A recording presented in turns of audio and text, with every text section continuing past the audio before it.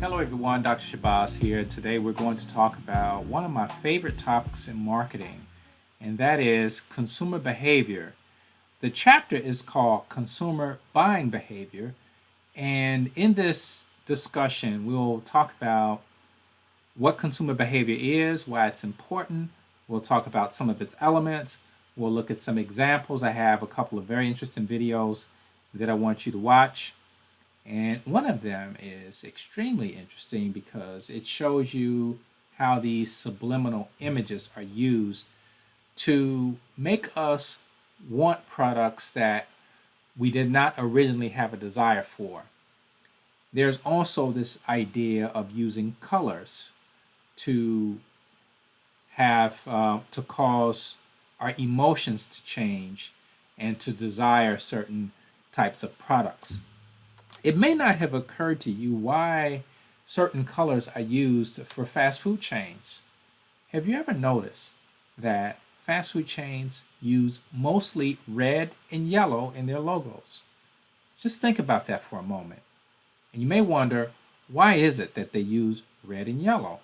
Well, later on in this discussion, we're going to see some articles and look at some data about what role colors play in psychology, and when you talk about marketing and how that affects consumer behavior. I believe it's very interesting. So let's get into the subject of consumer buying behavior. I think we have an idea that buying behavior is influenced by a lot of factors. And in this book, if you look at page 186, they have this chart at the bottom, and they have this process of buying behavior, consumer buying decision process. And we all go through a process when we go to buy something, and we may not think that we go through these steps. But when we go to buy something, the question may be, why am I buying this? Why do I have a desire to buy this? Let's say it's a food item. You have to solve a problem. The problem is that you're hungry. Or maybe the problem is that you desire something. You may not need it, but maybe you have a taste for something sweet. You say to yourself, I want me some chocolate, right? That's fair. We all have these cravings. And you go to the store, you get a chocolate bar, right? And because of that impulse or that idea that you need to have a problem solved, then you have initiated this buying process. There are other situations. Now, I've been in situations where I go into a store without having, say, a list of 20 things. Now, this always happens. You have a couple of things you want to get, but it ends up being a list of 20 things that you've actually purchased. So one time I go into a store, I'm walking around, and I see this product on display, and it was a set for samples. So they had these chips, Red Hot Blues, and they had a basket out, and you can take samples. So I tasted this chip. It's made out of blue corn and had some cayenne pepper and garlic, and I mean, it was really good. So immediately I bought a bag because they have the bags there too. So I purchased the bag. Then next week, purchased another bag. The week after that, purchased another bag. And so now, 20 years later, I'm still a loyal customer. I still buy the product. They're called Red Hot Blues. And I think the company is from the Garden of Eaton, Eetin, Eaton, which is very interesting because that's all I've been doing for the last 20 years of their product. But it makes a very good chip for hosting, guacamole and other dips. It's a very good product. But anyway, I went through that process so quick because I saw the sample I had no idea of the product. I had no desire to buy it until I saw the sample and I tasted it. I evaluated it. I decided that I wanted that product. I purchased it. Then post-purchase, I bought another one and another one and another one, and now I'm a loyal customer. And I went through the process very quickly. Now, in some cases, your process is a lot slower.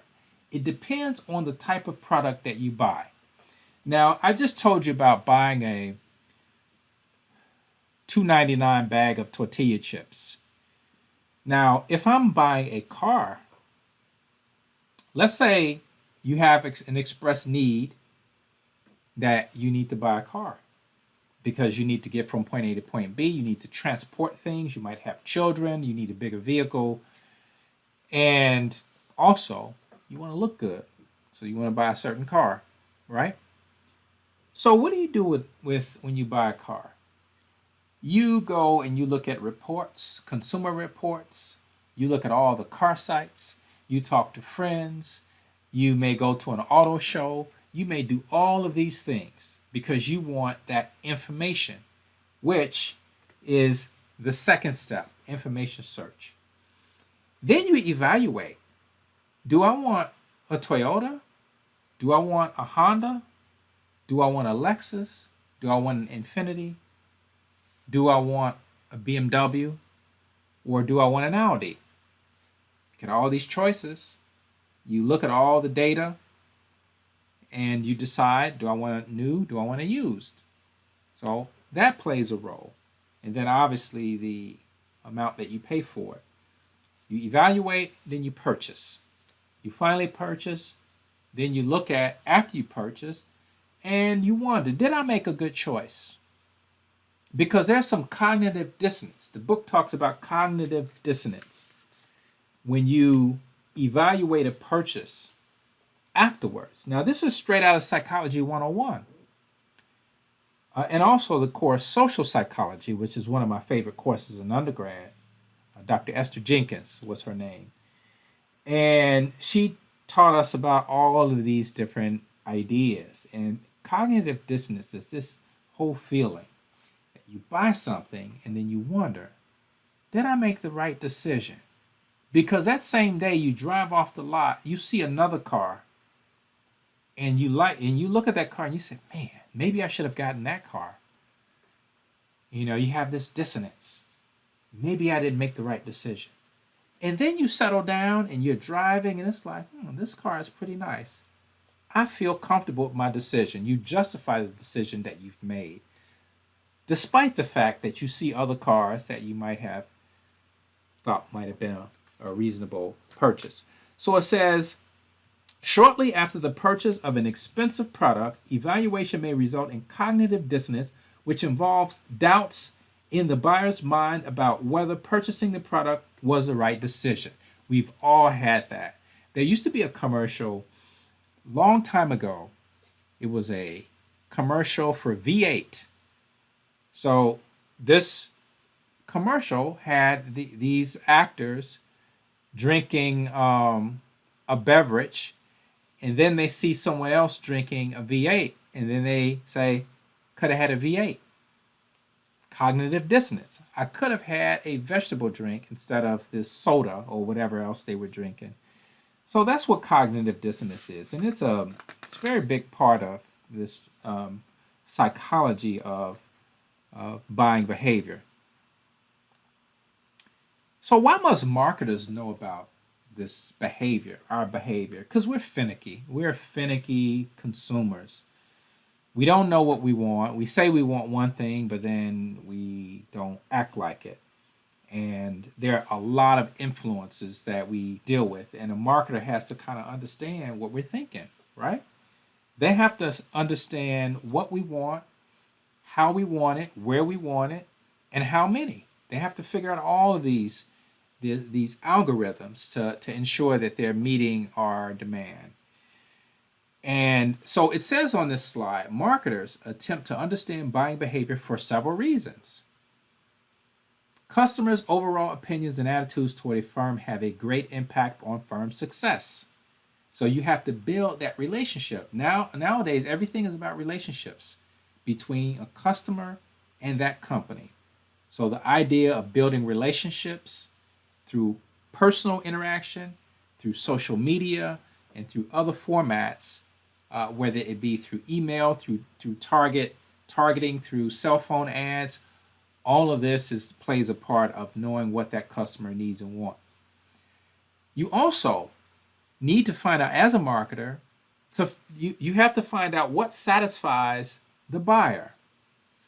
And that gets into customer relationship management. Once you crunch the data, then you start developing these patterns, and that customer develops a profile. And then based upon that, you're able to target a lot more precisely. You're able to give them alerts. You're able to do things like Amazon. They'll recommend books because you've purchased certain products, certain books. They'll recommend those products that are similar to what you've purchased before.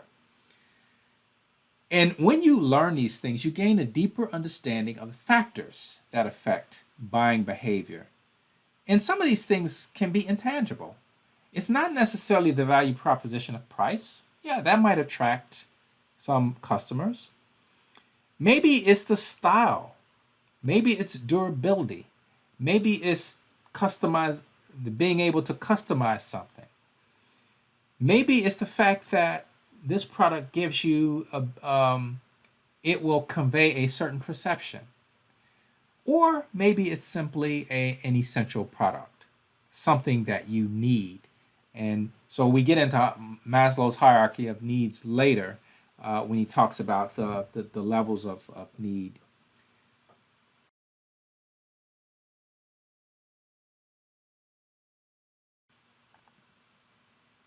This is the process that I was talking about.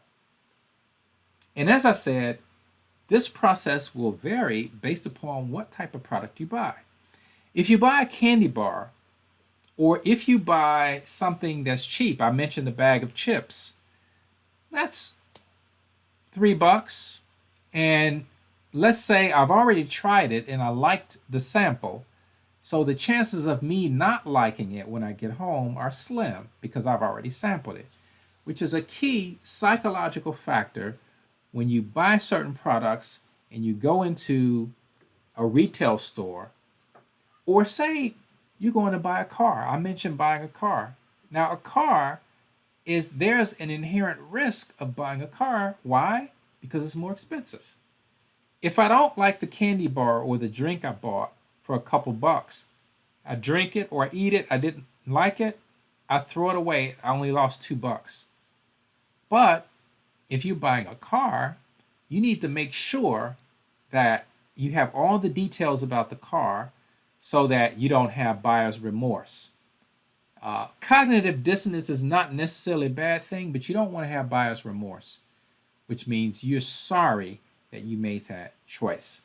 So you go through this process of problem definition.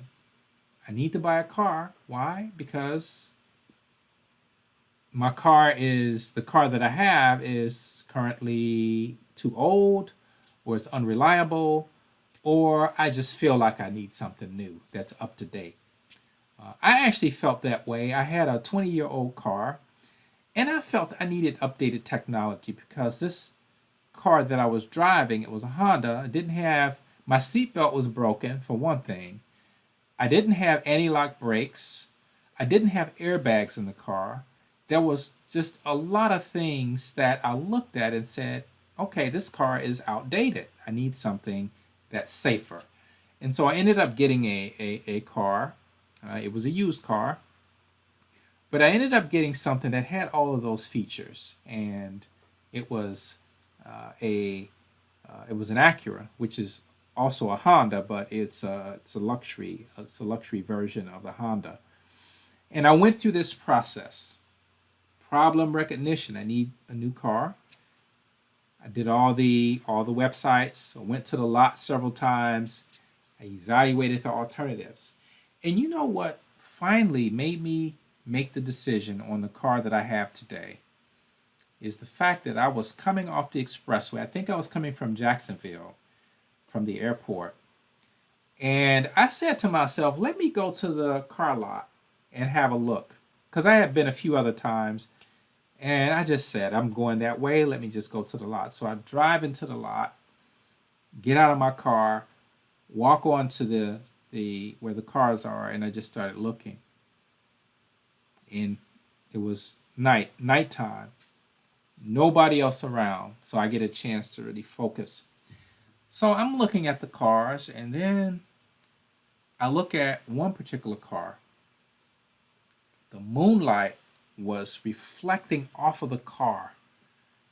It was beautiful, and it was a charcoal colored car, charcoal blue kind of color car, and the moon was beaming off of it, and they had it at an angle, and it was just beautiful. And I said, and I had seen that car before, but it was that night, I guess it was the feeling. I said, that's the car. And that's the car I bought.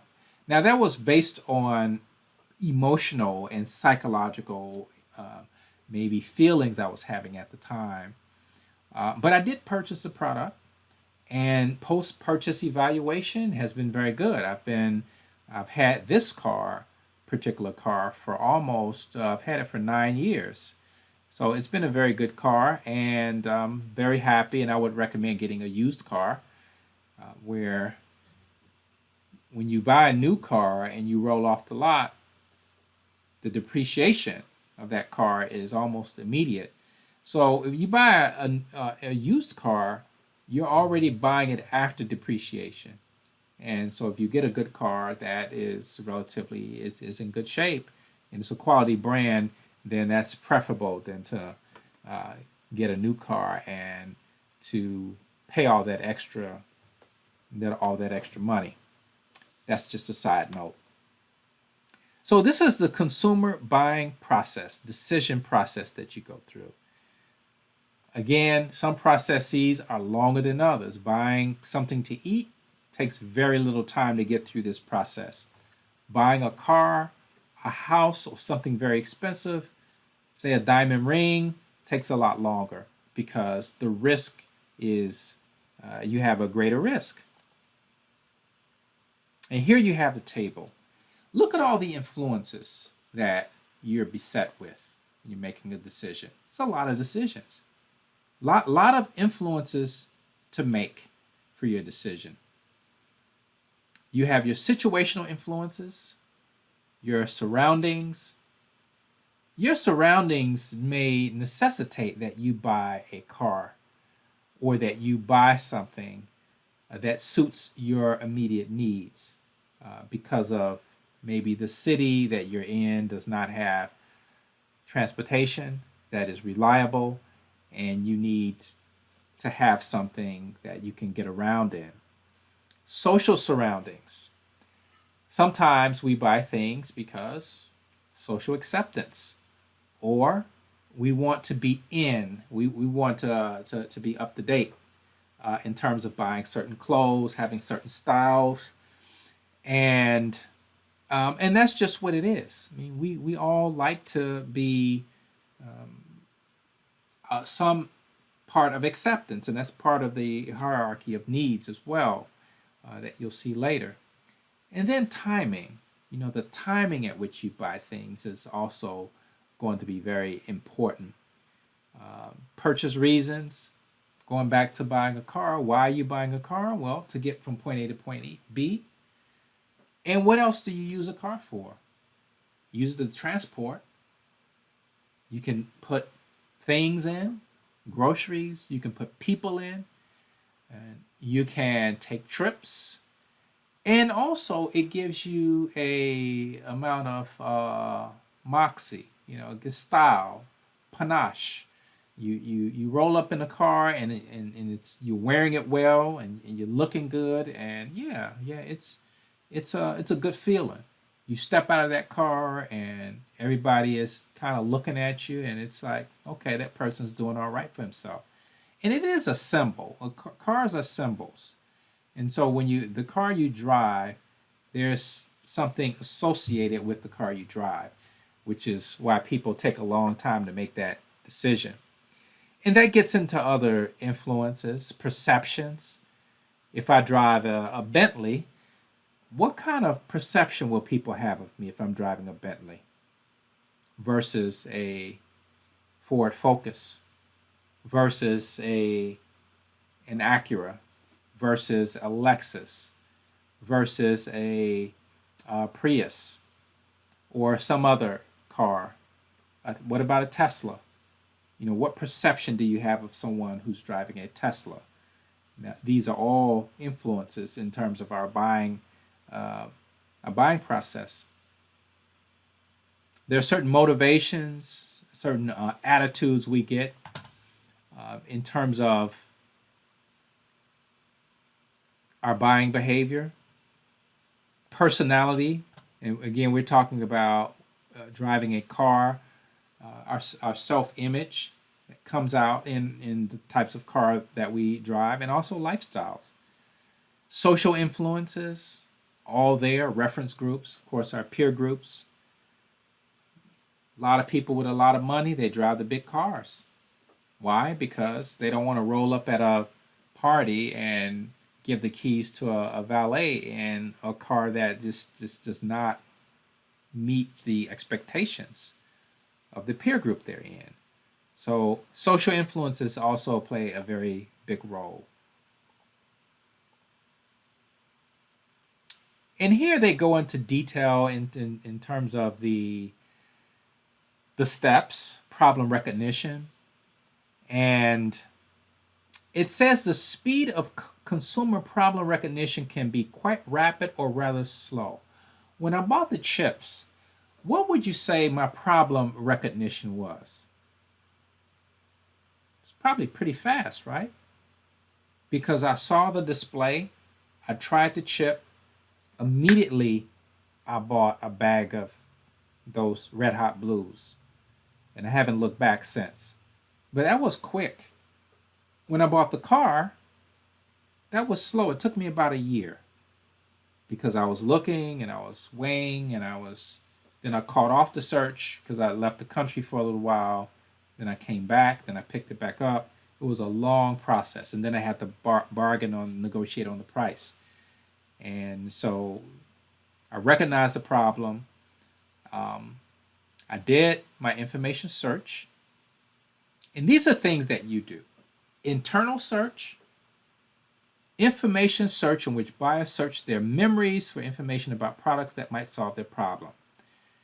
You may have some household products and you think about products that your mother or your grandmother used in the kitchen, or certain brands the family used, and you may be a Tide person or you might be a Cheer person. I'm talking about the laundry detergents. Or you may have used a certain type of certain brand of juice that your family has had for decades, and you may think about those internally. Now, external searches, when you start seeking information from sources outside of that, the internal influences. It says here, personal contacts often are influential sources of information. So you're talking about your peer group, friends. The internet has become a major resource during the consumer buying decision process. And why is that? Well, you all are like me.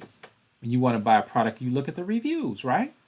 You want to go to a restaurant, you look at the reviews. And not only do you look at the reviews, if you're like me, you look at the 1 star. I look at the 1 star. Yeah, the 5 star, and you see the breakdown. There are 500 people that have given reviews. There are 450 that give 5 star, 25 that give 4 star, and let's say you have 25 that give 1 star. So you have 500 people, 450, hypothetically, that gives it 5 stars. 25 gives it 4, and the rest of the group of respondents, let's say, give it 1 star. 25. I will read the 1 star. Why? Because the 5 star, they all sound alike. They're going to tell you how good this product is and there's nothing like it. It's the best ever. And you read review after review after review, and it all sounds alike. And you're thinking, okay, yeah, it's a good product. But you read the 1 star or the 2 stars, they will tell you totally different things that perhaps did not occur to you. Or they may put a picture on there and say, this is how I got it in the mail. Or it only lasted for 2 days or 2 weeks, and they show you pictures. Or they tell you in detail what happened. And so it's pretty compelling. And it may, despite the 450 5-star, that 1 star may give you pause and say, hey, wait a minute, let me consider this. Let me find out some other information. These 25 people have neutralized 450. And that's just the way it works. You look at the 1 star, you look at the 2 star, and then you see where whether they're just fluff, and you can tell some of them are just folks are just bitter. But if the rationale is compelling enough, then it will force you to pay attention. It may change your decision-making process. Evaluation of alternatives. This is the fun part. Now you have all these choices, and you say, okay, how am I going to make my decision? You go down the aisle of a public store or Whole Foods or Greenwise or wherever you shop. You go down the aisle. You're looking for laundry detergent. And what do you see? You see 100 different types of detergent. Now, you probably already know what you're going to buy. But let's say you don't. Let's say it's something you've never purchased before. It doesn't have to be laundry detergent. Let's say it's another product. You've never purchased it before. You go down the aisle, there's 100 choices. How do you make your choice? How do you determine? Maybe you get your phone out and you start doing some stuff, like sometimes I do when I'm in the store. I start doing some, especially when I'm in Best Buy. I always do the QR code, and then I look at it and I go to the reviews, I read some reviews, and I look at it again, and then that helps me get through my process. But let's say you're in Publix and you're looking at an aisle, you're trying to make a decision, and you have 100 choices. How are you going to make that choice? How are you going to narrow down? You probably will say, okay, well, I want this type of cereal. And so that might narrow it down. And then you might say, well, I don't want that X amount of sugar. So you begin to narrow it down. So how do you make your final decision? Sometimes it comes off of memory. Things you remember, like as they said, internal. You may remember something, you may have seen a commercial, and you may make a decision based upon a commercial. Or you may buy things because of certain impulses.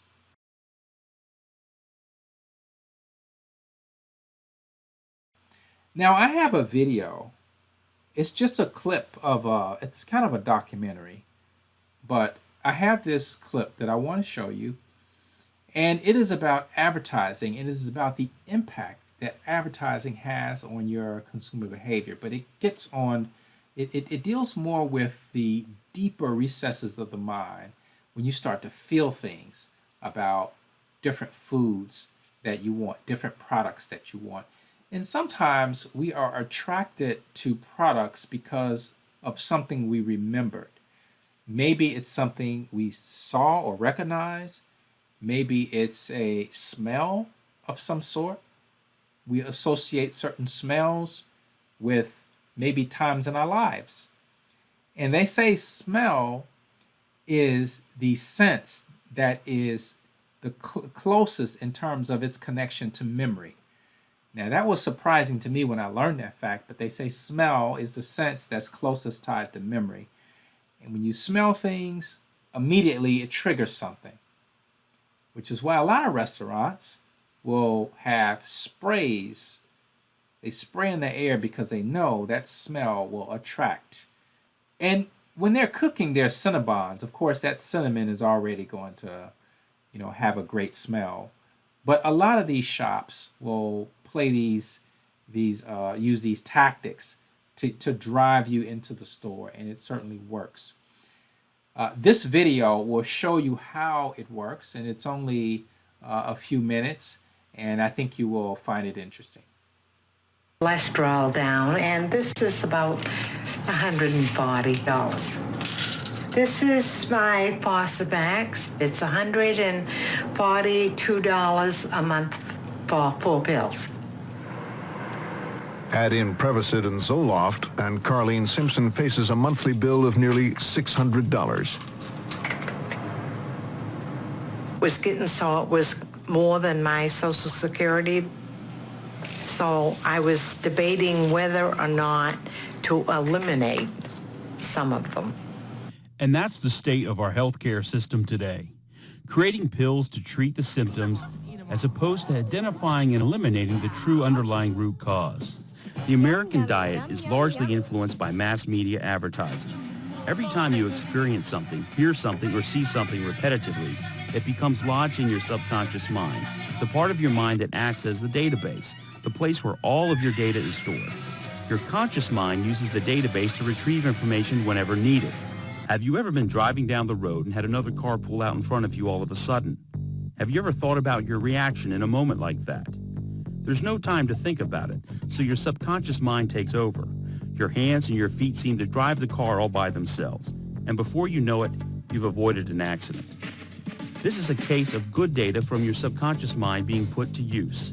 But what other information is stored there, and how does it get there?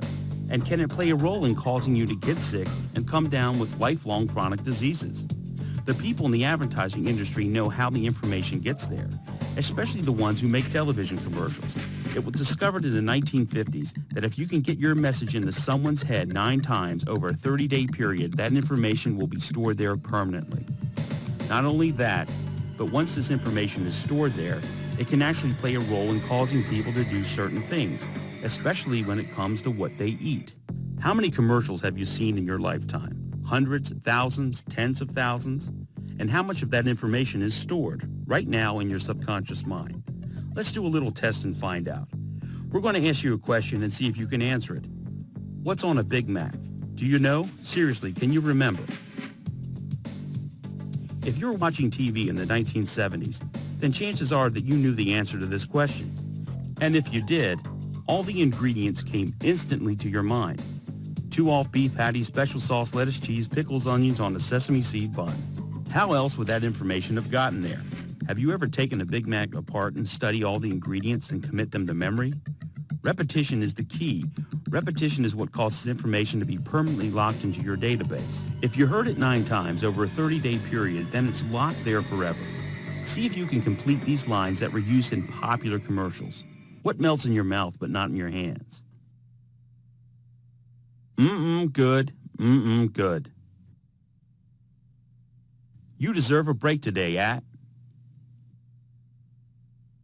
My bologna has a first name, it's... Did you get them right? Are you starting to see how these commercials really work? All this information was programmed into your subconscious mind many, many years ago. Yet we ask the question, the information jumps instantly into your conscious mind, and across your lips comes the answer. And this happens without you taking the time to think about it. At face value, these little commercial jingles seem relatively harmless, but in reality, they're a part of a very deliberate and calculated conditioning process put forth through mass media. Once we're conditioned, then they know how to trigger the impulses. Take a look at this. How does it make you feel? Is your mouth starting to water? Is your stomach starting to wiggle around? Some people can even begin to smell the aromas. Others can even taste it in their mouths. This type of conditioning has been refined and used with surgical precision to bombard us with billions of dollars worth of advertising that conditions us to believe that Coke is life, that Coke is the real thing, that McDonald's wants to see you smile, that if you eat a Whopper at Burger King, you'll be a superstar, that diet sodas will keep you slim and healthy. Drink Sprite and you'll be a NASCAR winner. We are conditioned to believe fast food and sugar-laden foods are cool, that eating them is normal. We've been conditioned to believe that fast food is fun and healthy, that foods made of super-processed sugar are normal to eat. Last year in the U.S., we consumed 600 million Big Macs, 8 billion chickens, that's 127 chickens per second, 20 billion hot dogs. Okay, so that video should have given you an idea of some of the consumer behavior and how these advertising causes us to perhaps be influenced by certain stimulus, because now we're talking about condition response, how we're being conditioned, how we see things. We see food, we see it glistening, and we can almost smell the food that we see on TV. Our mouth starts watering like Pavlov's dog. You remember that from Psychology 101? Pavlov had a dog that he conditioned to salivate every time it heard a bell or some kind of noise. It conditioned the noise with being fed. And so they rang a bell, the food would come down. They rang the bell, the food would come down. And then after a period of time, they rang the bell, and that dog knew that ringing the bell meant that food would come after. And they would begin to salivate when they heard the bell. So then they tried ringing the bell and no food came down, but the dog would still salivate time after time. They were still salivating because they were conditioned. So these are the different types of experiments that are done because we are lab rats. When we go into grocery stores, they track us. I have a TED Talk that is very interesting. I'll show you a clip of it at the end. Or I may have the whole thing. It's only about 16 minutes. But it's a very interesting video done by Ray Burke, Dr. Ray Burke, who is a professor. And I think he's at a university in Indiana. I forget which one. But he does these studies on consumer behavior and just how people are tracked and how their information is used. Even looking at receipts and what we buy over a period of time. And also things like experiments where consumers volunteer in walking through the store in these special glasses. So it can be timed at how fast does it take for them to find something on the shelf. Where are they looking? Where are they looking on the shelf? And this information is recorded and tracked. So there are all of these types of experiments that are done. In this video that you'll see at the end of this session if you take time to watch it, I think you'll be very impressed at the types of things that these companies are able to do. Purchase stage. Okay, we know what it is. Okay, we're ready to buy. We want to buy this or not. And you typically will have a pretty good idea of whether you're going to buy this product in the short term. It typically won't take you a long time to make your decision. Now, there are sweeteners. You have your sales rep who can actually give you more information and help you make that decision.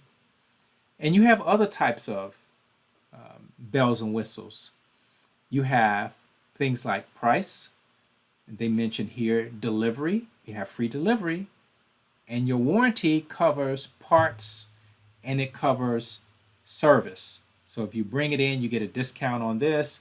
Or if you bring it in, we will give you a nice lounge. They won't tell you this, but when you go and get your car, when you take it to the dealership, they have a nice lounge and leather furniture, and they've got all these snacks and coffee and tea, and they got the TV playing, you got Wi-Fi. And what is the other thing in that picture? You get to look at the other cars while you're there. That's their chance to kind of draw you in and say, I might need an upgrade. So you go. And what is the thing that a person who is running a dealership wants you to do?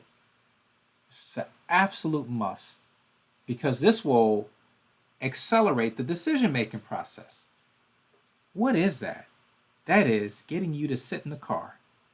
Notice, a dealer would say, hey, let's go for a spin. Right? Because they know you're emotionally involved in this process.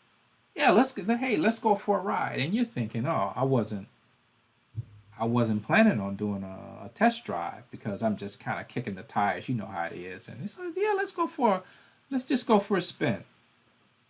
And so their thing is to get you in that car, because then what happens? You're in that car, you're filling the seats, you're melting in the seats, the new car smell. Yeah, that is a thing that we resonate with. And then what else do they do? You got the touch, you got the smell, you got to have the sound. Hey, let me turn on the stereo. They turn on the stereo. What kind of music you like? Oh, man, they got the speakers. Now you're hooked, because now they got the sound system. Now you're going, you're listening, and you're cruising in this car, and it's riding so smooth, almost like it's riding on air, because it's a new car. And you got the music playing, and your olfactory glands, that is the glands for smelling, they're all excited. And yeah, that moves the process further along. So notice, when you buy a car, eventually they're going to try to get you in that car. It's not a bad thing, but they're going to try to get you to sit in that car, and so you can feel it, and so you can smell it, and so you can hear it. And certainly that it does help the purchase, the prospects of you purchasing that vehicle. Post-purchase, cognitive dissonance. I mentioned that. Could have had a V8. You know, you're drinking this orange juice or you're drinking this soda, and then you see someone else drinking a V8, and you say, I could have had a V8. It's an old commercial, but it's one of those things that points to that cognitive dissonance that we talked about. But that might even be more buyer's remorse, because, you know, you might determine later that, okay, I'm drinking orange juice. It does solve my problem, but I could have had something better. So you have those psychological issues going on. You have a lot of different types of decision making. I mentioned some of them earlier. Routinized response behavior. What is this? Well, it's things that you always do, things that you buy out of habit, things that you've always purchased. They have been passed down from generation to generation in your family. You've always used Arm & Hammer products, so you're going to continue to use Arm & Hammer products because they've been in your family. A consumer uses routinized response behavior when buying frequently purchased, low-cost items that require very little search and decision effort. So these are common items that you always buy. Limited decision making is when you buy something, but it doesn't necessarily, there's a low risk. It may be something that I mentioned, laundry detergent. Okay, if it doesn't clean your clothes the way you like, then you just won't buy it again. It only costs you, let's say, $8, $8.99 for one of those big jugs or the container. And so, okay, that's not a big loss. And you probably will still get clean clothes. Limited decision making when they buy products occasionally or from unfamiliar brands in a familiar product category. So that's limited. And extended is buying the car. That is something that you need to take more time.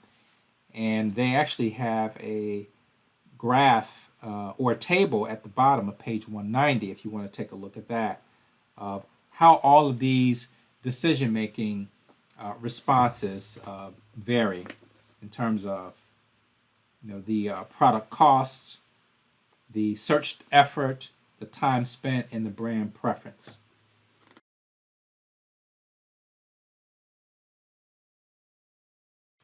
So this is the table that I was talking about. So you get a chance to see how these different processes vary depending on cost, the search effort that it takes, the time spent, and also the brand preferences. Psychological influences, we saw some of those in that video where they were talking about the ads, factors that in part determine people's general behavior, thus influencing their behavior as consumers. Operate on consumers internally, but are strongly affected by external forces. 6 categories: perception, motives, learning, attitudes, personality, self-concept, and lifestyles. Seems like I've said that before, but here they break down the elements in greater detail. Perception, in terms of the process of selecting, organizing, interpreting information to produce meaning. I will interpret this slightly different in that the perceptions that we have when we buy things, yeah, we go through a selection process and we organize and interpret, but we also want to have this idea that we're going to be satisfied and that this product or service rendered has a utilitarian benefit. And so we have to have that the perception that we're going to have an improvement in our quality of life. So that's one element of perception that I can think of. The other inputs that you saw in the video with all the food and everything, sensations received through sight, taste, hearing, smell, and touch. The more you involve your senses, the quicker you can get through that decision-making process, and the higher the probability that you will buy that product. You get into that car, you got what senses? The touch, the smell, and the hearing. You can't taste. There's nothing you can taste. But sight is also another one of the elements in buying a car. You see it, it looks good, it fits, you feel like that car might look good on you. And then you get into it, you touch it, you smell it, you hear it. All those senses help you to make that decision. So then you have some other breakdowns: selective distortion. In individuals, changing or twisting of information that is inconsistent with personal feelings or beliefs. So let me give one example of this. And some of you all might have some familiarity. But let's say, for example, you have some friends and they want to take you to get something to eat. And let's say your friend has a specific diet, and let's say they're vegan, which means they don't eat or consume any animal products. And they say, I have a place I want to take you to, and I want to see if you like their food. I'm going to treat you to dinner, treat you to lunch. And so they get there and they start looking at the menu and they know it's vegan food and they're thinking, oh, it's vegetables. And then they finally look at the menu and they see all of the things, all of the options. And they begin to say, that looks kind of interesting. This looks interesting. Then the waiter comes and brings somebody else, serves somebody else at another table, and they're looking, that looks pretty good. Somebody else is served, and then they say, what is this? What is this dish? Hey, waiter, can you tell me, well, what is this dish? What is it? What are your recommendations? And then they're beginning to change their original thought because they think, oh, vegan food, vegetarian, whatever. Oh, that can't be tasty. What? It's just lettuce, right? So you get down and you see that of the options. And then you say, okay, well, this is something I can work with. And then you find yourself saying, oh, well, I enjoyed that experience. I'm not vegetarian. I'm not vegan. You may say this, but I enjoyed the experience. And it may be selective distortion, that you're changing or twisting of information that is inconsistent with your original feelings. And so you might now be one who's open to different types of purchase experience in terms of food items. Selective retention, remembering information inputs that support personal feelings and belief, and forgetting inputs that do not. Some may say that's selective amnesia, that you are forgetting things on purpose that are inconvenient or that do not support your view. So on the other hand, let's say you go to the same restaurant. This actually happened to me once. I was in a place called Soul Vegetarian in Atlanta, and I was sitting down eating, and this group comes in, and they're all excited except one person. I noticed the person's body language was not into it. He wasn't engaged. Seemed skeptical. And he sat there looking at the menu. He was going through it, and there are lots of items on there. And the waiter comes over, and he's taking orders, and this guy just looks up and down the menu, and he's asking about different dishes. And he's like, "What is this? What is this? What is this?" And so the waiter's trying to help him, and he just says, "I'll just get a garden salad. Give me a garden salad." And the waiter says, "We've been doing this stuff for decades, and you're going to order a garden salad?" It's almost like an insult that all the things that your friends were telling you and the waiter just told you, you just said, "Okay, I'm not going to retain any of that. I'm just going to basically go on what I came in with, and I'm going to stick to that. I'm going to forget all the inputs that I received." And so you have those as well. And it was very, as I was eating, I kind of noticed what was going on. I just kind of shook my head because this guy comes to a spot that has a reputation, great reputation. Maybe he didn't know of the place and they didn't do a good job of telling him, but he ordered a garden salad. And then I noticed when they brought out their food, they brought him his salad, but then everybody else had all of this great food that he was looking at. He was like, he's probably thinking I could have gotten something like that, but my mind, selective retention, right? And so that was just, I thought that was kind of funny, funny story to tell. But just showed you sometimes you have to kind of be a little open. But it is understandable if people need more information in order to make decisions. Maslow's hierarchy of needs, you probably got this in psychology, right? It has 5 levels. There is a pyramid that I'll show you. It's actually on the next slide. But you have when you talk about the physiological needs, we're talking food, clothing, and shelter. Those are your basic needs. Your basic needs are actually the base of the pyramid. Those are the things you need first before anything else. And then safety, and then social needs, self-esteem, self-actualization. So you'll see it depicted here as a pyramid with the base being the most important. If we say something physiological, we might be talking about buying a house. Now, a house provides you shelter. It also provides you safety. So you have 2 levels. Social needs. Well, what kind of house is it? How many rooms will it have? Will it have a family room? Will it have a rec room? Will it have a basement?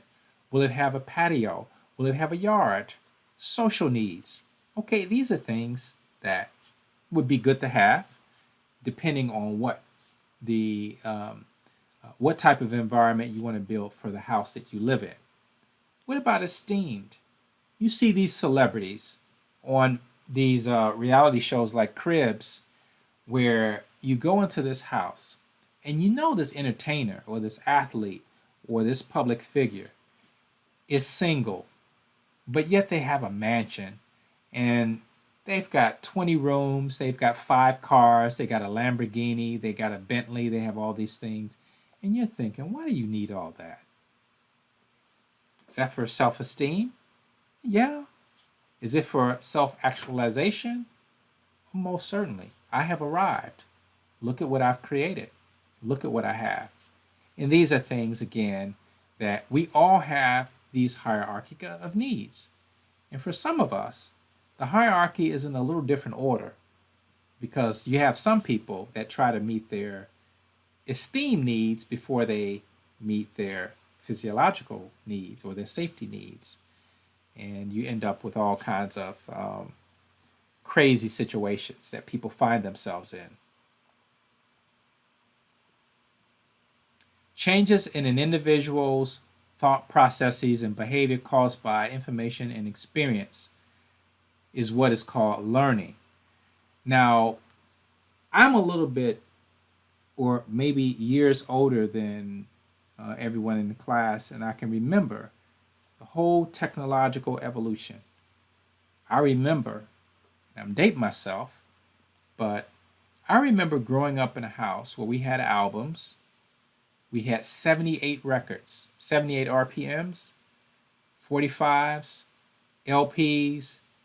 I remember the 8-track tapes, the cassettes, the MP3 players, the Walkman, the iPods, and now everybody is streaming on their phones.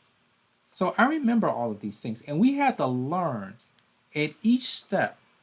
We had to learn how to use these products as these developments occurred. And of course, you have an adoption curve where they talk about everybody fits in the category in terms of their buying process. Whether you are a person that wants to buy things as soon as they come out, and then you have those who might be laggards. In fact, I have it here. You have your innovators, you have your early adopters, you have your early majority, your late majority, and you have your laggards at the end. We're the last ones to adopt. And of course, learning is very much a part of how quick you go through that curve. People who are adventurous tend to, and this is overly simplistic, but there's science to this, that people who are adventurous and who crave excitement tend to buy cars that fit that brand identity. And not only the brand identity, but the colors. And you have this whole persona of the red sports car that we have in our minds. And that is of that individual who is a young person who wants to look good, wants to feel good, or maybe that is a middle-aged person who's having a middle-age crisis and he wants to feel young again. So you have all of these types of personalities that affect or that influence buying decisions. Now, here are the social influences on buying decision processes. The roles. Now, what is roles as it relates to what's in the book as I begin to close down? We're at an hour. So I have an example. We talk about roles. You're a student at FAMU, right? Now, you have your normal persona where you go to class every day and you put on probably casual clothes. Then you have the business rattler, SBIN.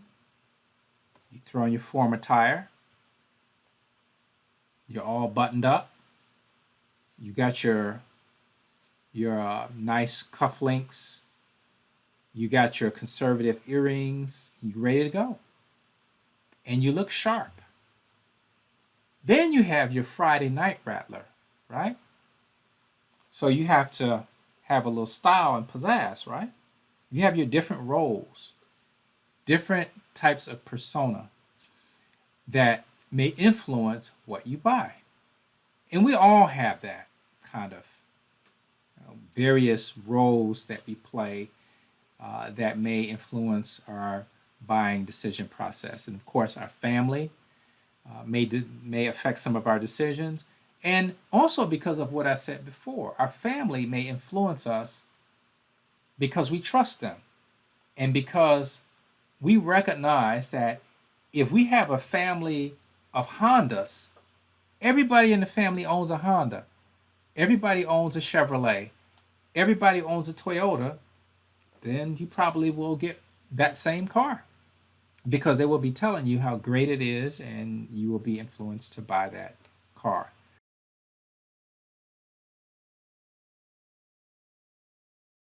Same with reference groups and opinion leaders. Reference groups might be your peers. Opinion leaders might be a celebrity or somebody you respect and like. That's why you have these pitch celebrities and Beyonce and Pepsi, and you have LeBron, and LeBron does so many different products. And you have Chris Paul that does State Farm, and many of these celebrities pitch products, and they're opinion leaders. Now, it got so interesting that back in the day, I'm dating myself again. I remember a program that was called Marcus Welby, MD. I was a little boy watching this program, and Marcus Welby, MD, was played by an actor named Robert Young. And he was a family doctor, and this sitcom had him doing all kinds of great things as a doctor, as doctors did in those days.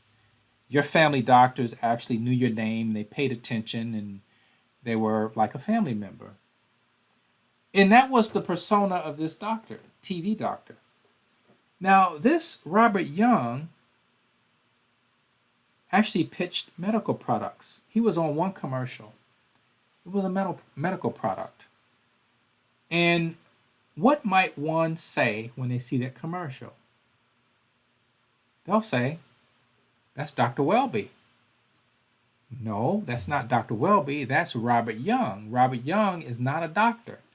But the company that hired Robert Young was thinking that everybody would see Robert Young as Dr. Welby because that's how he's known. And it's very interesting how that plays out.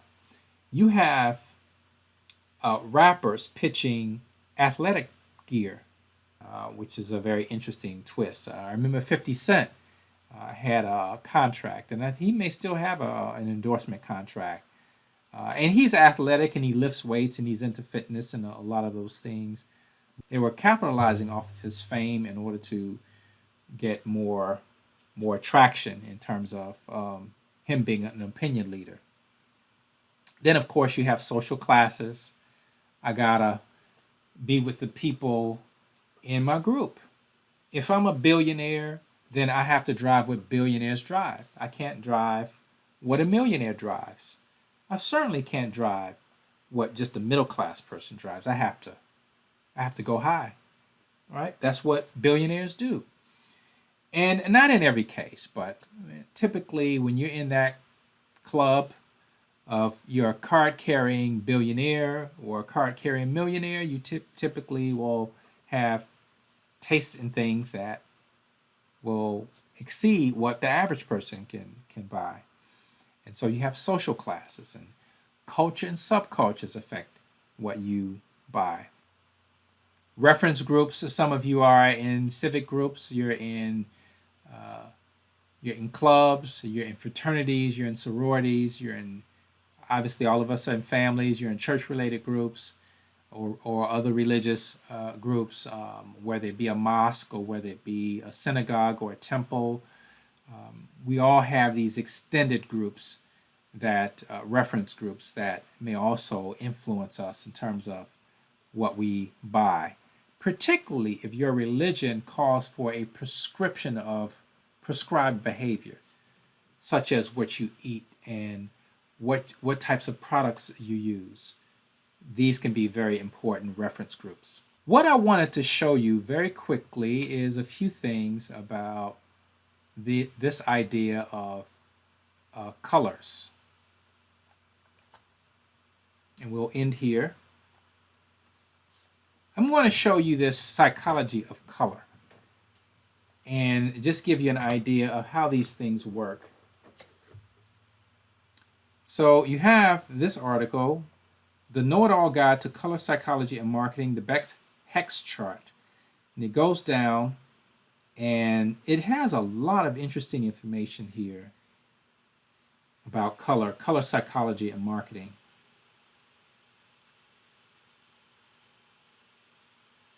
So you have your primary colors, the colors that we see every day: red, yellow, blue. These three colors can be used to create the next level of colors called secondary colors, which you have here. Mixtures of colors, tertiary colors, where you mix several colors together. And then you have the blends. And these convey more of a kind of cheerful. This one is a gradation. So you're going from a blue, green, then you go to green, then you go to yellow. So you have this kind of effect that gives you a kind of a feeling. You'll see this displayed in some of the logos. Tints, shades, tones. And as I go down, just showing you the contrast. Contrast matters. And the most common contrast is black on white. And of course, black on white works, but it's not as common. Complementary colors, colors that go together. Blue is the opposite of orange, so they're complementary. Red is the opposite of green. Yellow is the opposite of purple. Who knew? Who knew these things? All kinds of different palettes here, palettes of colors. What does it say about Mark Zuckerberg? Did you know that Facebook is blue because Mark Zuckerberg is red-green colorblind? He sees blues the best. I don't know if that's a metaphor or what. So I didn't know that he was red-green colorblind. But very interesting information. The color red. Psychology of the color red. I was talking about red cars, right? Red is a very powerful, dynamic color that reflects our physical needs, whether to show affection and love or portray terror, fear, and survival. And we all know that the color red in the rules of the road means danger, right? That you have to stop. So that has some impact as far as what that means in our society. Psychology of the color orange, color yellow, color green, and they have all the characteristics of these colors. It's all very interesting. It's fascinating, if you ask me. What can brown do for you? We know that some of these colors are branded as well.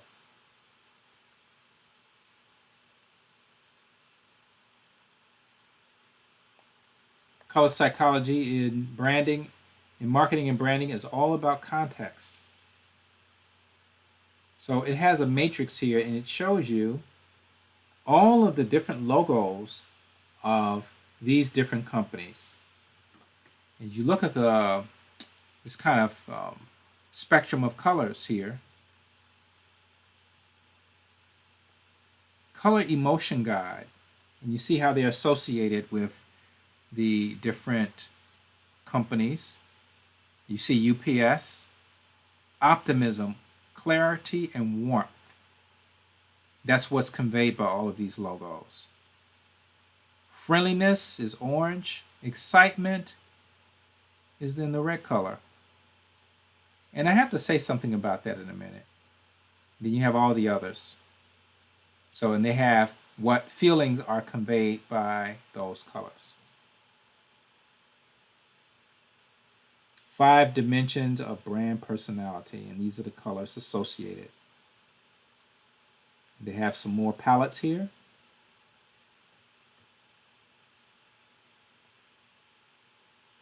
Color psychology and food marketing.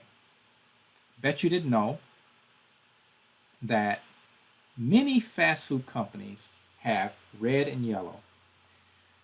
For example, red is the color most used by fast food chains followed closely by yellow and orange. And you might ask, why is that? Yellow and orange are colors that make people feel hungry. Who knew? The color red is associated with emotion and passion. So when one sees red combined with yellow and orange, they become passionately hungry. It's no joke. There have been experiments on this. Green and earthy tones are usually used for eco-friendliness, natural, organic, healthy, and food choices. So you can look it up, and that previous color spectrum I showed you can bear out that you see the green associated with a lot of eco trends. Not to be outdone, there's a sneaky reason why you always see red and yellow on fast food logos. Now, I just explained it because red is for passion and orange and yellow excite. They make you hungry. They titillate your taste buds. So here you have the ketchup and the mustard containers that are red and yellow, not only for the contents, but for that effect that you're also giving with red and yellow.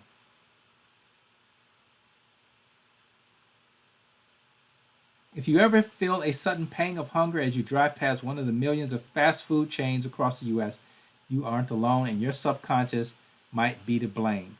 Fast food companies have been using color psychology to subtly influence customers for years, including using the color red. One commonality that seems to have been overlooked until recently, though, is that almost all of their logos use the color yellow.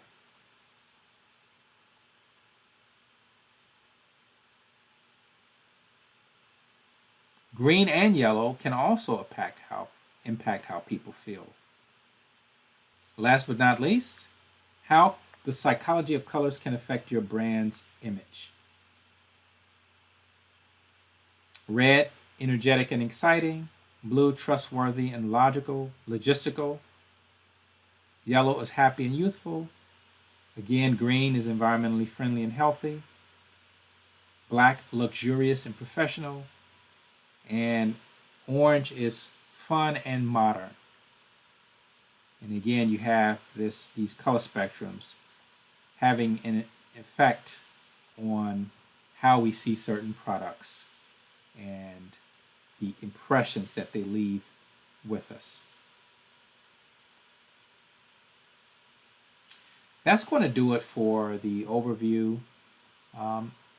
Yeah, it's long. Hopefully you got through the video. You can always take a break. If you can't get through the video, or if you're having trouble, take a break. But you want to make sure you get through the video.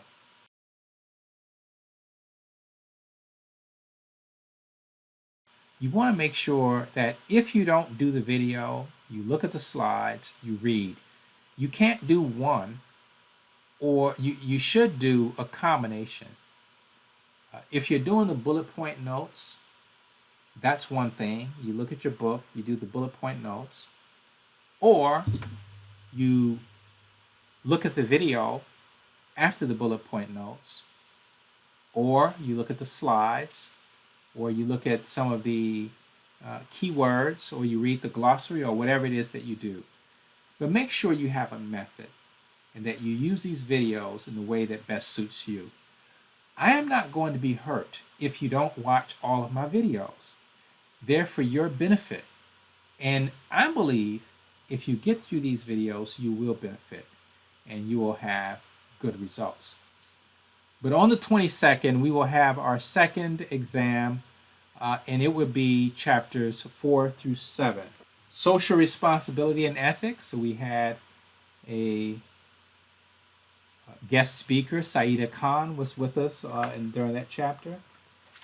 And marketing research and information systems, Dr. Hudson Wakama gave you a presentation on that. And chapter 6 was market segmentation. And chapter 7 is consumer behavior. And so those are going to be the chapters that we cover on Thursday. Okay?